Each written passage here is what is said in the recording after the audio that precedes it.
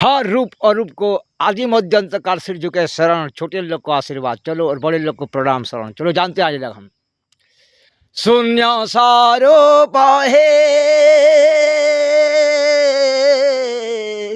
घोटी अच्छा प्रभु त्रिभुवनमहि सुज्ञानी जनंकु चितरे अदृश्य कुज्ञानी को प्रभु तुम पथ दिशु नाही शून्य सारोप हे गोतिया छ प्रभु त्रिभुवनमहि। चलो आज जानते हैं हम लोग वो प्रभु हर रूप में है और रूप में भी है।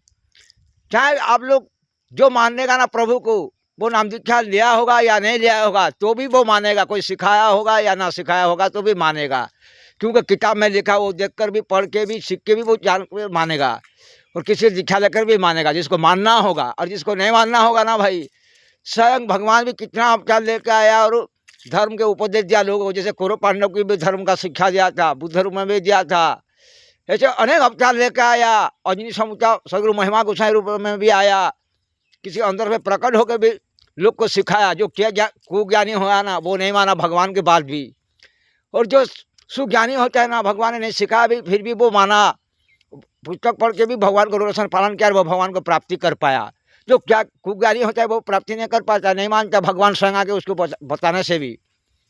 हम लोग कह देते हैं सब लोग, जो अगर प्रभु का भक्त होगा, दास शिष्य होता है, गुरु होगा ना, उसके पास ऐसे ही लोग खींचे होकर आके नाम दीक्षा लेंगे बोलते हैं। अरे भाई जिसको मानना है ना वो जहाँ भी होगा तो वो मानेगा, और जिसको नहीं मानना होगा ना भगवान संग उसके साथ में भी रहता होगा तो भी नहीं मानेगा, क्योंकि वो कुज्ञानी है, नहीं मानेगा। कुज्ञानी कभी नहीं मानता है, कौरव पांडव जैसे नहीं माना, राखा लखन जैसे नहीं माना। लेकिन जो सुज्ञानी होता है वो मानता है, चाहे उसको नाम दीक्षा दो या ना दो, वो ऐसे भी प्रभु को मानेगा, अच्छे काम करेगा वो। इसलिए तो कहा गया अक्षरे न वसे रूप न वसे से प्रभु को कही न पाइले गम्य आत्मज्ञानी है तेवे जाए मिले भणे भी मुहि पामर ही न।